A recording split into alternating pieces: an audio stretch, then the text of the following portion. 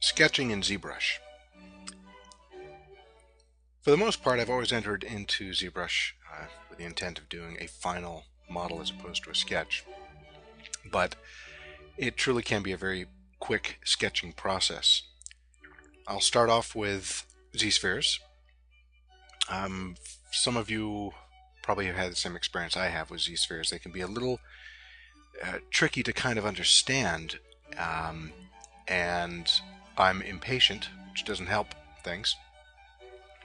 So what I like to do is I'm going to do some kind of a humanoid form here. So I'm setting up a really simple pseudo box model where the topology and the resolution of it is as small as possible. By small I mean in terms of poly count. I don't have a lot of extra Z-spheres in there to increase the poly count or the resolution. In fact, it's intended to be small or low poly count to allow me to really mass out the form very quickly. I will use the Z-spheres here just to kind of generally get the proportion and the overall flow of the character. But for the most part, I'm going to do a large part of my massing out and sculpting using the Move tool with this low resolution topology. Just getting the arms kind of laid out there. There's a little bit of a twisting up in the shoulder, but not too worried. Again, when it's this low, and the intention is to always keep it this low, it allows me to more easily go in and fix things. I shouldn't say fix. Sometimes with Z-spheres you end up with things that you didn't really anticipate. So yes, I'll be fixing some of those unanticipated things like the twist in shoulders, but I'll also just kind of move things around more easily when I get out of the Z-sphere mode. So here I am out of the Z-sphere mode. I've created an adaptive skin, and I'm using the Move tool with the size of the brush set essentially to 0. That way I'm able to pick the points. It's set to symmetrical. I'm able to pick the points, or in this case enlarge the brush to pick kind of large volumes. And that's, to me at this point, this is really where the most important part of the sculpture occurs. I've got just enough information there to move around big masses of clay, and I'm starting to be able to see the overall proportion, stance, and potential design of the character. Much like the previous demos, the intention here was to do a humanoid-like character, but beyond that, I don't have a preconceived notion of what it's going to look like. It will have arms, legs, a head. After that, who knows? So now that I've got the basic general form laid out, I want to make sure that it is the right size and the right placement, so that if I take it into Modo, it's going to be usable. So I do that earlier than later. So I've just used GoZ. I'm in Modo, and in Modo I see that its orientation is not what I expected. Yes, you can predict that in ZBrush, but no big deal. So in here I orient it so that it is in an average location, making sure that it's set to a front view. And something very useful here is to scale it appropriately using absolute scaling. This way I know exactly what size character I'm working with. And I'll generally place it because I'm probably going to change its leg length and so on. But for the most part, I've established the size of my character, so I can take that back over into ZBrush, and from here on out, this character will be the right size, scale, and the appropriate orientation, so that when I start to take him back into Modo, everything is where I want it. So I up-res a little bit, not because I want to start adding detail, but I just want to be able to move a little bit more clay around. And as I said, this is, for me, probably the most fun and important part, because it's the big silhouette. This is a 3D version of silhouette sculpting with mirror symmetry on.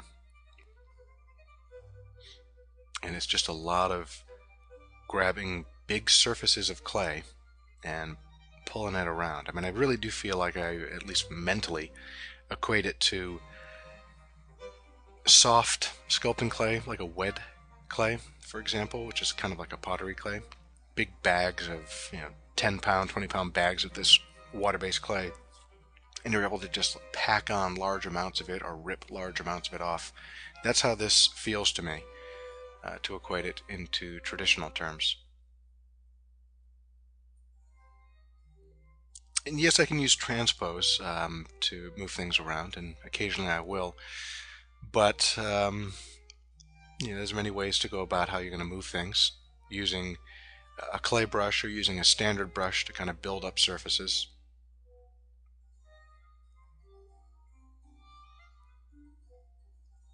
I do love the clay brush. Before, when I first started with ZBrush, I was all about the standard brush. And that was, of course, before the clay brush. But the clay brush, it responds completely different than the standard brush. But it feels like you are loading layers of clay, which is kind of a nice feel. We'll talk more about that a little bit later. I work back and forth constantly from high subdivision levels to low subdivision levels, and usually the low subdivision levels are for making big changes in its geometry and proportion. I'll come in a little bit early and just load in a bit of clay and just kind of start to define some landmark muscle groups, deltoids and traps, shoulder blades, pecs, of course. Just enough to kind of see what the detailing, what the design might be. And I always just let it be suggestive to me, not necessarily to the client. This is not at the point where I'd show it to a client, but it's really for me to kind of see where I might want to take it. Back to low subdivision level, because I felt like its overall stance wasn't quite right. So for me, again, at this point, because there's really no detail, using transpose is a little unnecessary and not as quick, because it just doesn't feel... It's a fantastic tool. Obviously, I'm using it here, but there are times when using just the move brush works, and then times, like in this case, where transpose works better, particularly for bending things. When you're just moving masses around, the move brush makes sense, but when you have to like rotate a limb, I find that that's when transpose comes in handy. So I've changed the overall vibe now to how it stands. That's so much about what a character is. I've got these shoulders and arms that are kind of brought back in kind of a proud looking way. Real quick thing about polygroups is I do try and set up my polygroups earlier than later, just so that it makes the process of selecting things pretty fast. And when you have, let's say, an open mouth feature, it's pretty important that you set that up early so that you can access the interior of the mouth easily. If you don't have polygroups and you shut the mouth, for example, it's really hard sometimes to get back in there and select it. So set that stuff up early. Always save your work. You know that. I know that. And I forget, and I lose work. And that's a bummer. That's one thing that I should have a tattoo on the inside of my eyelids that says save. You just get caught up in a moment. At least, I'm sure I'm no different than anyone else. Everyone of us gets caught up in a moment and you forget to save. And of course you have this, if you're caught up in a moment, great things are happening. And that's when inevitably something crashes and you've lost all that moment. And the expletives flow. I'm just going to go in and quickly put down some landmarks of the legs and the arms a bit here. Throw on some appearance of bone sticking through at the knees, and go on to the back, deal with the lats and some skin and some scapula. Just enough to see how it all might be working together. It's not to put it in and say, yeah, that's what I'm going to use and that's what it's going to be. It's really just figuring out what this sketch will be. I'm not going to take this design far at all. I really wanted to keep the overall sculpting process of this down to an hour-ish. Granted, it's a bit longer in demo terms because I'm moving through things a bit more methodically and talking about it, but in actual fact, you can do a sketch like this in an hour to 2 hours, depending on how lucky maybe you are getting to the answer, or how much you can see it in your mind's eye and just put it on your virtual sculpt. This is where either having one of those fantastic écorchés around is very useful. The one I had suggested was the one sculpted by Andrew Cause of Freedom of Teach, and you can get it either at their website, Freedom of Teach, or you can get it through the Gnome website. Either way, I suggest you get it. For what it is, how big it is, and how detailed and how beautiful it is money well spent. Having that on your table next to you while you're sculpting a humanoid character, it's invaluable. You want to be careful to not just copy the écorché over and over and over, because there is fat involved and muscular placement that you can play with as well. Not every fit man or woman, but if you look at bodybuilders, male bodybuilders, when you look at their abdomen, their abs, not everyone has this exact same six-pack layout. In fact, some of us don't have a six-pack at all. But you just want to be careful that you don't start to use Andrew Cause's écorché verbatim in your designs, because that's one of a variety of different types of anatomical layout in terms of the specificity of massing of a particular muscle group. So what I've done here is I've quickly added a polygroup, an additional edge loop to the leg, just so I can add another feature. And it's something that is really useful to do on the fly of developing this stuff. Yes, you can take it into an external program. For me, Modo was that choice. Or you can easily do it within ZBrush. Grab one polygon. Well, if you want to do it symmetrical, grab the mirror image of it and just go to under Geometry, Edge Loop, and you edge loop it, and then start to pull it around, sculpt on it. And as you go back up into your sub Ds, it's going to be a little scrappy. So what I'm doing here is just kind of softening out the kind of bogus edges, because it's trying to take all the data from high res geometry and figure out what you really wanted. So you just got to clean it up a bit. But it's something I just wanted to do real quick to point out that that's part of the sketching process, rather than think of it as a geometric building, model building process. It's really just, oh, I want more data there, and rather than just yank it out and have your surface get all wonky on you, it's probably worth, if you want an extra toe or something, to go in and add edge loops to increase the level of geometry available.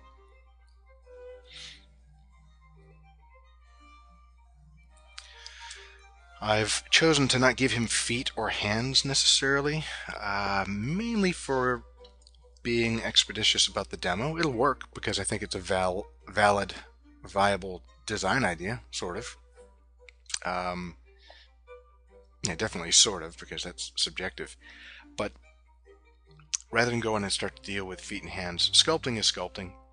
Quite frankly, it's a lot of time and labor to define those details of fingernails and claws and palms and soles of feet. So this is not so much about that as it is having a sketch. And even if I did choose to do feet and hands, they would be really soft tubular things in the end, because there's no need to have it be that tight if you're presenting a bunch of these, for example. And a perfect scenario is currently that being early November 2009. I'm working on Green Lantern, and we have many aliens and characters to design. So the whole process of pitching that to the director and the producers is doing really fast sketches. And the client also has so many things to go through, not just your creatures, but script and sets and a myriad of things, that if you come in with a ton of stuff, they're not going to have the time to go through it. So you got to have really clean, precise images to present, to just allow them to be able to see it as rapidly as possible, and as realistic as possible. But you don't have to go in and do all the details, because they're not going to really be looking at that for the most part. Not at this phase. And if you did a ton of detailing, and they don't choose that particular design, then that doesn't bode well for your time management on a project. So it's a fine line, and it's one that you will find for yourself, and it's also dependent on the client as to how far you need to develop an image. Working with James Cameron, it can be a rough, quick little thumbnail sketch in pencil on paper, and he will get it. He'll understand it, and he'll be able to critique it. And other clients might require that it be in color with good lighting and skin texture to be able to kind of understand what it is. Both are real scenarios. Both are fine.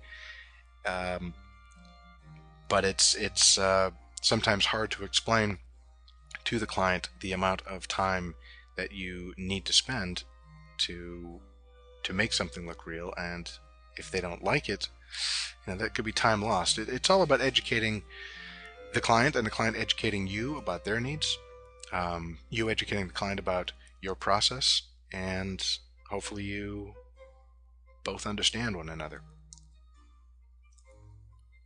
But as I say, that's something that for some of you, you already have that experience, so you know exactly what I'm talking about. And for those of you who haven't had that experience yet, you will find your way with it. It's not something that any of us could say, this is the process, and this is how it works in the real world, quote unquote. Who knows how it works? It works the way it works that day, and you just got to be flexible enough to deal with it. Finding some opportunities on his back where at one point I was doing his scapula, and then I thought, it could be interesting to have the kind of this skin treatment where you see its flesh kind of going over the muscles as opposed to it being a muscle group. What I've done here is to sometimes get the pecs to look like they reside on top of the sternum, I'll mask out the sternal shape and make the mask invisible,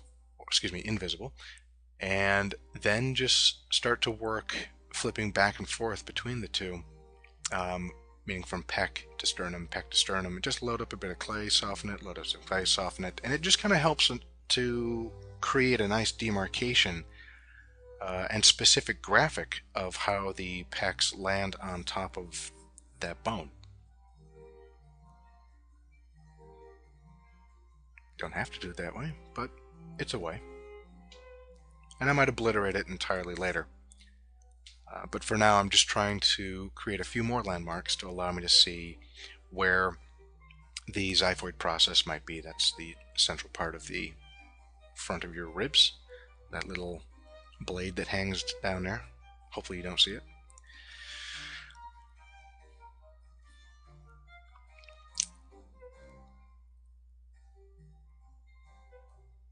Time to go in and get these legs to look a little bit more defined.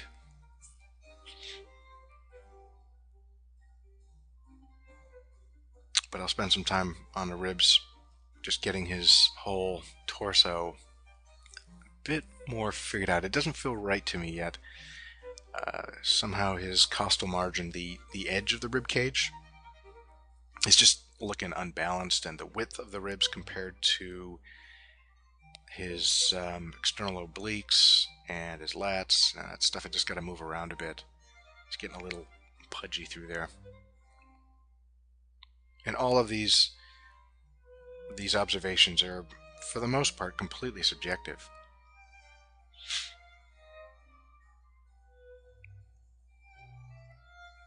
Working on kind of the inguinal ligament there, the junction of torso to legs. It's an important one to understand, so you know how to have your muscle groups arrive at that zone and create a nice looking graphic. This was kind of a risky one where I'm taking his hip bone there and pulling it out. You got to be careful. That can rather quickly turn it into more of a feminine form because of the wider hips. Another zone of great concern for people is the whole crotch butt area. Oh, how detailed do you take it? Well, again, it's a sketch, so I shouldn't take it that far, and if I did, then it would be obvious I have issues. But you gotta get some amount of detail in there. If it's two butt cheeks that are touching one another, then there's going to be a tight delineation of the crack. So just get it in there and have a giggle for a moment. And the way I do that is to just carve a nice line between the butt cheeks, and then inflate is the tool of choice, and that brings the two together in a nice sharp line, and then just soften it up. Again, back to the front of the pelvic region, defining the external oblique right at the pelvis. And I've gotten to the point now where I've observed anatomy enough to where I can do this without looking at my crochets. And there are times where I still refer to them because I am forgetful and I need to be reminded, but it's really good when you get to the point where you've paid enough attention that you just know it enough to where you're able to design as opposed to look at and apply.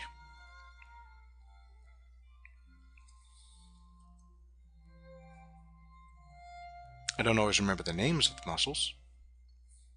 You know, butt muscle number 1, butt muscle number 2, maybe. We know these are glutes. And that's not a glute I'm sculpting there, it's more fatty tissue. And you got to make sure you understand the distinction, particularly when you're doing something that has more fatty tissue on it, whether it be male or female.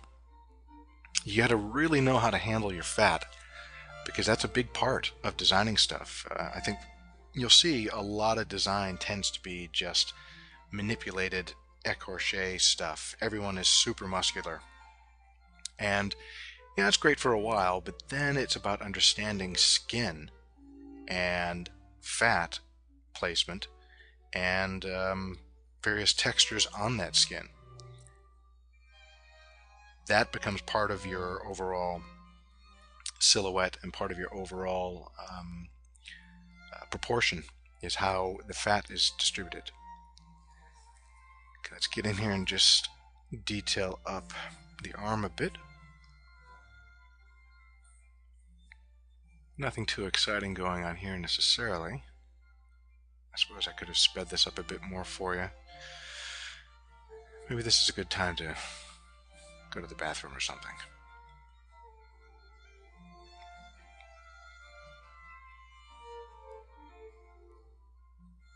Sometimes, I've never been a huge fan of the snake brush just because I don't seem to really have the control of it, and I haven't taken the time to develop a skill with the snake brush, but I do like it for just kind of yanking an edge to look like a bone spur or a spike or something. It can be, it's all the tools have some use. Obviously, they've put them there for a reason. Some people use things I find not as useful, and they have great results with it, and possibly vice versa. But for the most part, even when I'm sculpting traditionally, it's like 2 or 3 sculpting tools that I actually really use. And same goes with this kind of stuff. I don't use any alphas in the sketching process. You can, for sure, and that can be part of the sketching process, but on this model, it's not about that type of design. It's about a quick maquette, the same way you would do a clay maquette. Now, the upside to using alphas and various textures is it's pretty unbelievably easy to do on a ZBrush digital model versus traditional clay. So in some ways you should almost do it because it's too easy, and it helps to sell the realism. But that comes down to the client. I'll tell you one story with respects to working on Avatar and a character called the Banshee, which is the flying characters in the film. James Cameron, Jim would often critique the form in the way that any designer would, understands that it's got a proportional layout and it's got a physiology that has to be able to fly and accommodate a rider, etc., etc. But there were many a times when he just didn't want to even evaluate it until it started to look realistic. In other words, until it started to have skin texture. And I resisted initially because I felt it was important to get the forms right, but I realized that what he needed to see was just a moment where it started to look like a real living thing, as opposed to this kind of glossy, plasticky brown clay that I tend to use. Now keep in mind, in fairness to me here, is when I started on Avatar 4 years ago now, I had just really started to learn ZBrush. It was very new to me, so I also was maybe in a little bit over my head in regards to this tool and trying to communicate to Jim these designs. So for a good portion of it, myself and other designers were doing clay maquettes. Joe Duchel, myself, Tully Summers, we were the 3 primary sculptors on the project, where we would use real live clay, but quickly made a shift to digital because of the need to be able to make changes on the fly, and it allowed Jim to have more options, but it also made it less collaborative in one sense, where he couldn't take the sculpting tool and kind of carve off or add what he was trying to communicate. So here he had to kind of point at the screen, and that is not his favorite way to work. He's more hands-on. I guarantee you, give Jim a weekend to learn ZBrush and he'll probably know it better than you. Smart guy. Anyhow, just going in now and detailing up some of the features on the back, trying to conceive whether or not I want the scapula to be that tight. Is that a scapula almost about to touch itself there? If it is, that's not a good thing. You need a little bit of skin and muscle and tissue to space it apart, but again, it's a quick sketch. Not too concerned.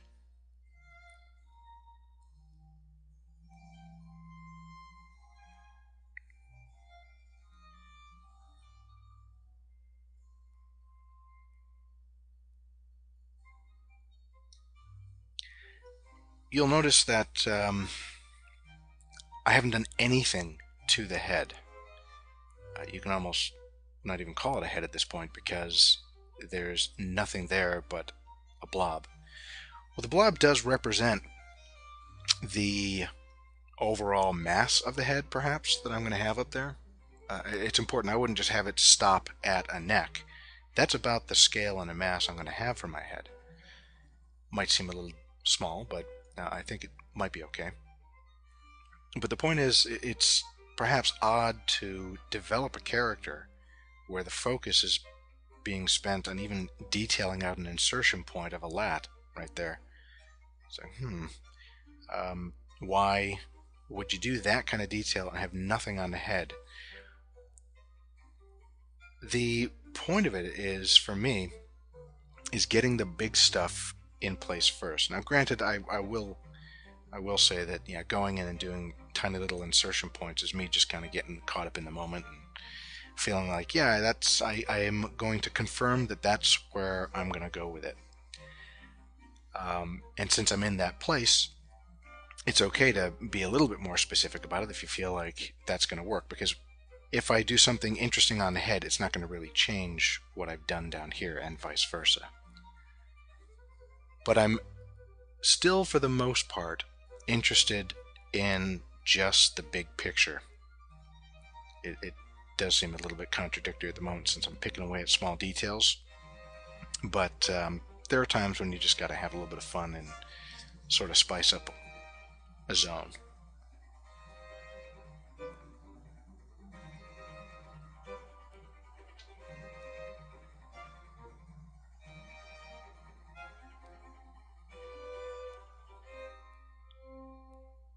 If it's going to be mammalian and you're going to have pecs and all the things that make up something that is humanoid, you got to at least consider the other things that make up things being humanoid, and that is a belly button. If you don't have the belly button, what does that mean?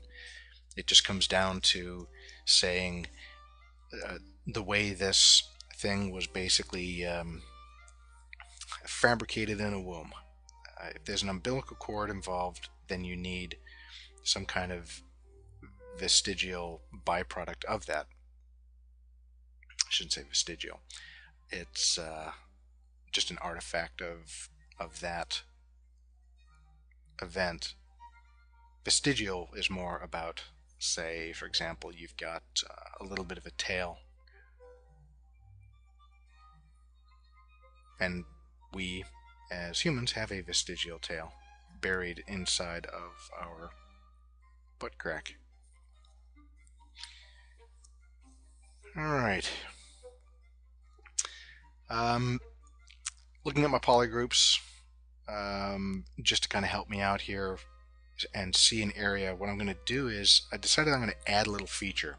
So I'm going through the process of selecting out both, I'm trying to select out a mirrored poly, and I'm going to go here and edge loop, and I'm going to grab that poly using transpose, just move it out of the way, make it a little bit smaller. I'm going to do these little tube things on his back. So I've created more geometry there. If I tried to just yank out the clay some distance, I wouldn't have enough polys to be able to do any kind of detailing. So this is going to help me add a feature rather quickly. What is this feature supposed to be?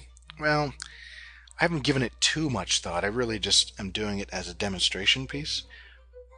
But I need to at least be able to rationalize adding something there. So the thought is that it's some kind of like exit venting from its lungs. So if I have this kind of exit vent for its lungs, I'm going to have some kind of intake. Maybe that's its mouth or its nose, but I'll get to that later. For now, I'm just going to focus on sculpting what these things are by pulling them out a bit further, softening things up a bit, and starting to orient the design of it. A little bit of inflation here and there, just to kind of swell it up. I find that to be a very useful way. Sometimes it's easier than moving the polygons around. Just inflate them and soften things up. It's a big part of how I work is standard brush, move brush, inflate brush, soften brush, clay brush as well. So thinking of the form here and how the fleshy tubiness of it is biased towards the rear and bending, and what kind of an orifice is it? It's kind of like an elephant's trunk. Maybe some kind of opening there. Some greebly detail that implies complexity with how it would articulate. It's all made up, bogus stuff. Now, how does that tube resolve into the skin? It looks like it may just go underneath the ribs.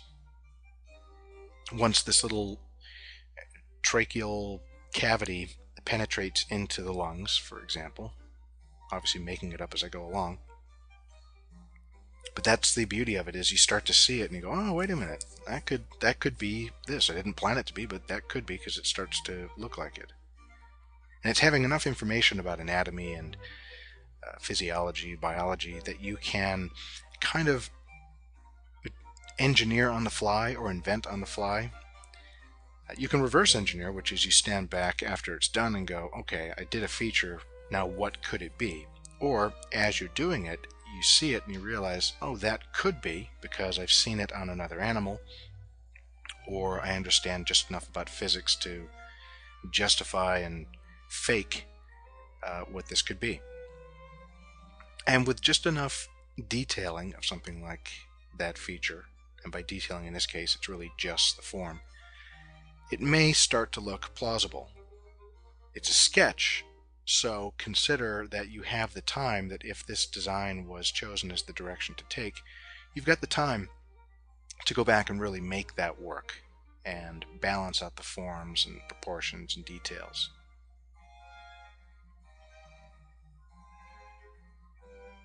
Alright, so what are we going to do here? So there's our head. I want to approach this a different way.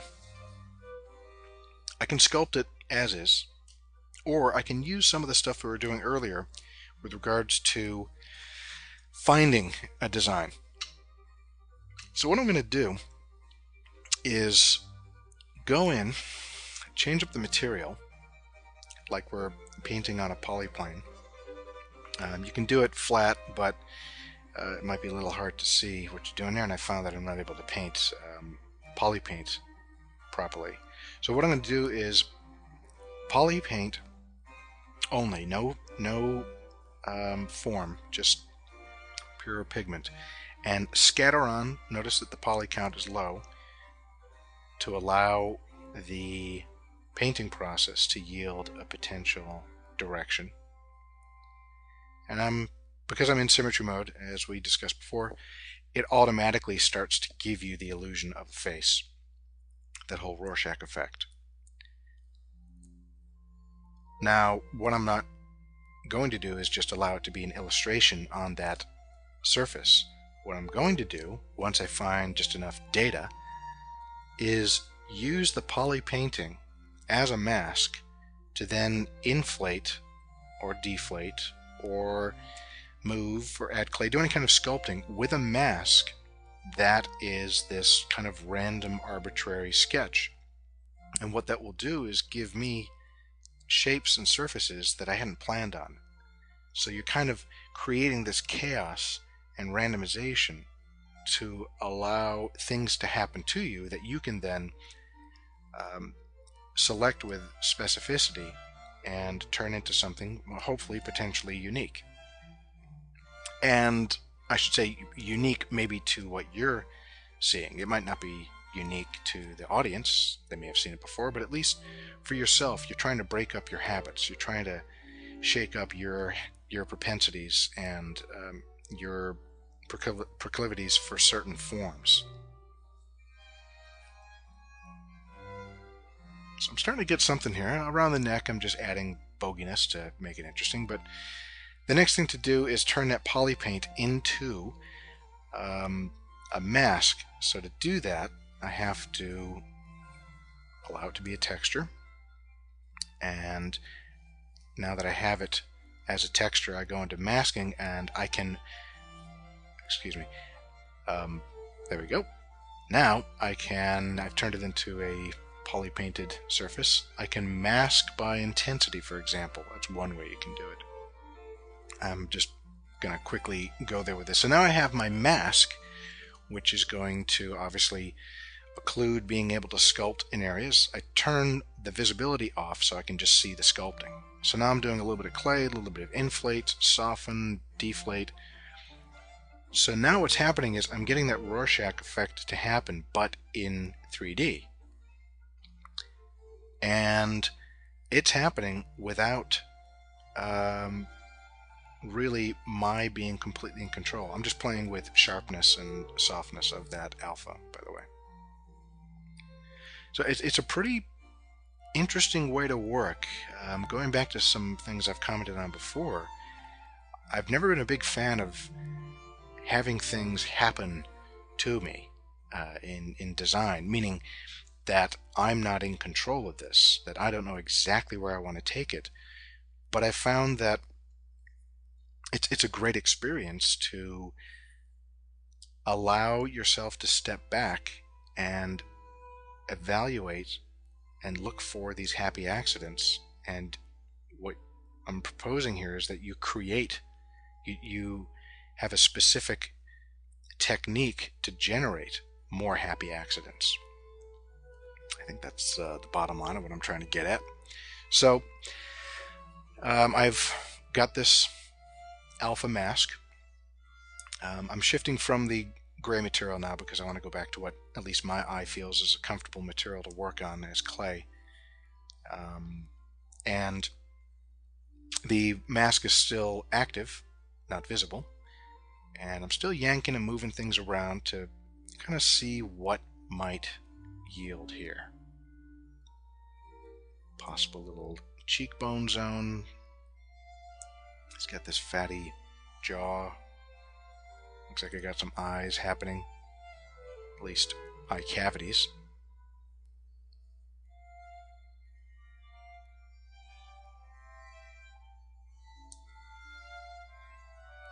It's getting a little lumpy, which isn't a bad thing. In fact, I kind of think it's a neat texture, but the problem is I'd have to put that texture on the rest of the body so that it related. And I don't want to take the time to do that because I really would like this to be kind of a neutral foundation for other textures in terms of like the hypothesis of showing this to a client. Unless I really wanted to show an alligator type creature, and that's really what it's about, then I would add alligator scales, skin to this. But I want it to be all about the general character, the general massing and proportion, and then discuss maybe the potential surfacing that we might apply to this. It might just be like human skin where it's relatively smooth, or it might be elephant hide, or it might be hairy, completely covered in fur, which if you're ever planning on doing a hairy creature, you gotta be mindful of how much effort you put into your forms and your surfaces. If it's a big grizzly bear type fur applied to it, you don't want to go crazy on designing stuff that's covered with 4 inches of fur. Unless you are sculpting that fur surface, then that's a whole different thing. So partially what I'm doing here is reducing the amount of implied skin texture, softening it up, but leaving the big landmark zones of the zygomatic arch and the nose bridge, brow ridge, orbital ridge, that kind of stuff. I'm going to hold on to those, soften the others, but still stop every now and then before I blend or soften out everything and just look for other opportunities that I hadn't really planned on. With this, there's these little shadows and kicks of highlight that might inspire a form that I hadn't planned. So here I'm putting in a mouth. Maybe it's a mouth.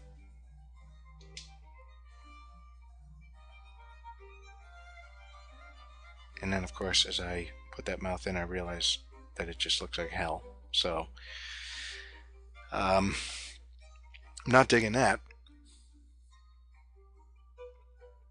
Again, the beauty of it, if I was doing this in traditional clay, and I put that mouth in, I wouldn't really be able to evaluate it until I did it symmetrically. So, doing it digitally, you're already able to see faster that it works or does not work. In this case, does not work. So let me try a little underbite lip action here. See if that will make it any better. Oh boy. The answer would be no. It's got this tiny little lip and this fat, wide jaw. Yeah, that's pretty ridiculous. So that ain't gonna work. And heads are much more sensitive to these nuances and subtlety. So clearly, I'm not pleased with any of that, so let's just get rid of it. There's no point. But what's kind of cool is there's still some detail on the high res. So even though I'm erasing in low sub Ds, when I up res, I end up with some artifacts that also can be of use to kind of tap into. The proportion's feeling a little better now with the head. I'm not too concerned about what the details are and the articulation of neck just yet. I really just want to get, hopefully, a cool design. And at some point I want to make sense of having added those features down on his lower back, those exhaust pipes, for lack of a better word. I want to add the intake manifold somewhere up here because I don't really have a mouth anymore. And is his nose for breathing or is it for smelling? When you see a fish, most teleos have little holes which look like its nose, which is us being anthrocentric in judging what that feature is, but they're more for smelling and tasting to some degree, evaluating the environment, whereas through the mouth and through the gills is how most animals breathe. Fish. So my little nostril things up there could be for just, it's just a sensory input as opposed to breathing. So maybe down here is a place where I can add some kind of intake for actually breathing. But since I don't know what that is, I'll figure it out when I get closer. But I still feel like I need to get this head a bit more defined before I start doing a feature. It's definitely working better now. Kind of playing with the ridge lines of this part of the face, and I'm kind of thinking about on some sharks and skates, they have this almost like filtration looking intake nose area that has this gill-like structure to it. It's really beautiful and complex, and I'm going to go ahead and kind of use that as an inspiration for this area of intake breathing gill zone. Throwing in a bit of bogus complexity around those nostrils just to kind of make it look less like just a hole and more like it has some kind of utility.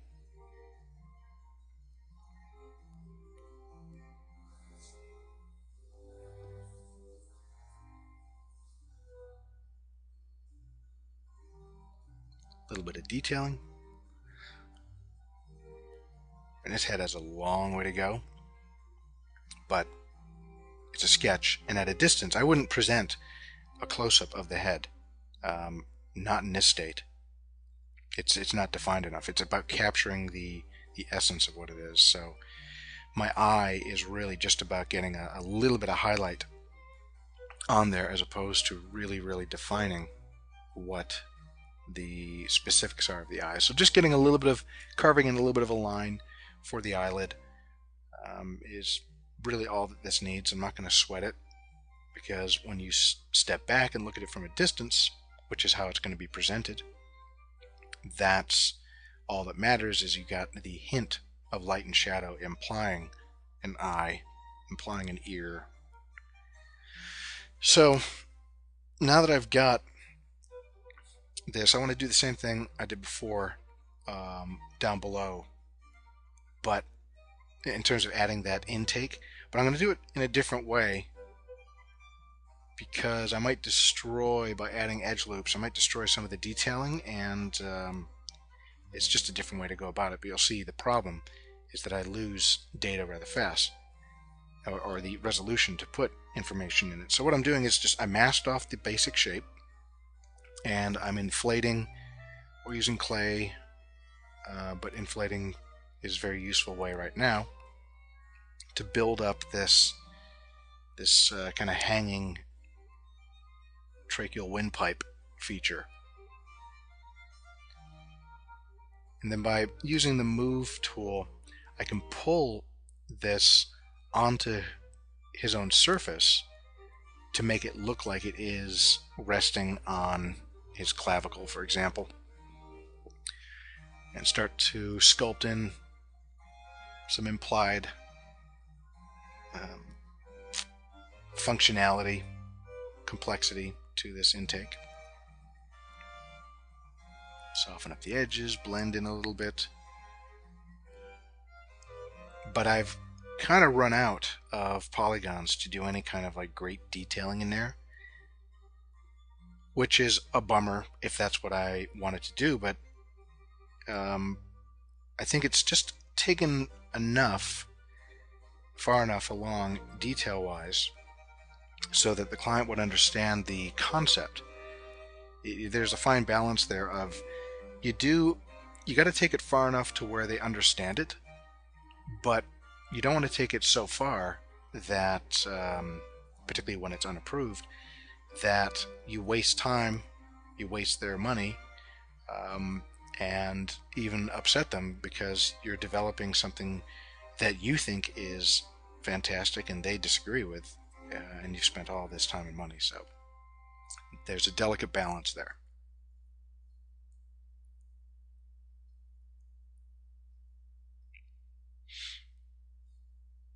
Yeah, those are looking appropriately weird and uncomfortable. Try and squeeze in a few more details with the limited polygons that I have. Some kind of implied hearing zone, kind of an ear flap, ear hole thing. You do get to the point where it's kind of like, all right, time to stop. I'm just now picking away at the surface. You got to remember how it's going to be viewed, how big it will be. Are you printing this out in 8.5 by 11? Is it going to be 24 by 36 printout? You have to know how it's going to be shown, because you could just be wasting your time or not spending enough time. On Green Lantern, everything that we've been presenting has been on a large LCD monitor that has the worst contrast imaginable, and as a consequence a lot of the details have just vanished. So some quick posing. It is so important. I've shot myself in the foot numerous times in the early days of my ZBrush work of not taking the time to do a pose. A few minutes is all you need to take it out of looking like it's just this dead, static pose. Unless the pose is kind of that front view, arms out by the side symmetry thing, it changes everything. It changes the potential success of selling your design to the client, which is, important, very important. So if I can suggest one thing to those of you who post your work online on ZBrush Forum, just never post anything in T-pose. There's just really no point. I'm sure somebody's going to maybe argue that, but a T-pose, it does not help sell it. A T-pose, yes, it's a technical part of what we do, and I don't sculpt that much out of T-pose. I might even create a pose as a layer just so I have it available to look at as I'm sculpting in T-pose. I will then turn on that layer just to be able to look at it and go, oh, okay, that it all kind of works together. The T-pose is kind of the kiss of death to making your character look alive, and having a little bit of pose is the kiss of life that helps sell it and helps make it feel like it is in character. If you go to sk3d.com, it's a great reference resource for human anatomy, animal anatomy, actually a variety of things. It's just a great resource. 3DSK. You'll see that when you look at the images that are fantastic T-pose reference of men and women, it's great reference. However, it's also dead. And I'm not saying anything negative about 3DSK. I'm just saying that that is the nature of a T-pose. And then when you see the images in 3DSK of the same people posed, you get a sense of character. So I think I've driven this one into the ground. So anyhow, quickly just taking a look at some alternative materials for this that I've done for other projects, and I'm going to go with a basic gray material because it kind of is nice and neutral. It's not offensive in terms of color. It doesn't look like chocolate. I've been accused of that with the previous material. But this gray material works just for your basic evaluation. So there you go.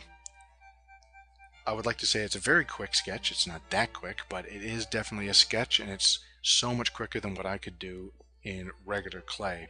And now that we have the basic character figured out, we could then take this base mesh and turn it into a bunch of other designs.